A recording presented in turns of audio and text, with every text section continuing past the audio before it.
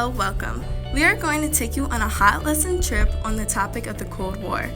In Europe, the Marshall Plan and the North Atlantic Treaty Organization, also known as NATO, were efforts to contain communism, also the basis for the U.S. involvement in the Korean and Vietnam Wars. First, we are going to tell you how the Marshall Plan and the NATO was involved in efforts to contain communism. Let's take a look at what the Marshall Plan was and some background information about it. The Marshall Plan was also known as the European Recovery Plan. The Marshall Plan was fortunately successful and accomplished economic recovery and the spirit of Europe, which gave them confidence. This was viewed differently in many aspects. The United States classified it as a good idea and generous. However, the Soviet Union was not impressed with the plan and said that it was there to interfere in internal affairs. The North Atlantic Treaty Organization main purpose was to protect its members in the times of military and political needs when being oppressed by communist leaders. It encouraged a democratic view and to build trust along the way to prevent any sort of conflict and to keep a capitalist form of government, which is very important to know. Communism was a threat that came to arise in the Cold War era. There was a lot of debate of how America believed that communism would threaten their freedom. This eventually led to paranoia, which was called Red Scare. It was stressed that we, as the United States, did not want a communist society, but the Soviet Union wanted one. It was determined to get one. So how did the plan and treaty help the efforts to contain communism?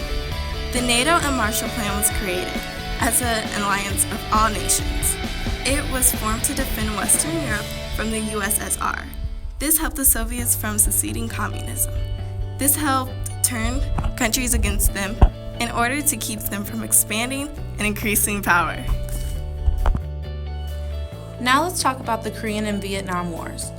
The Soviet Union tried to spread communism to South Korea. South Korea allied with the United States and against communists. If the Soviet Union were to gain control of all Korea, it will be bad news on the terms of spreading communism. Here's a quote from President Harry Truman. "If we let Korea down, the Soviets will keep right on going and swallow up one place after another." Let's break it down with a simple equation. Soviet Union plus North Korea equaled communism.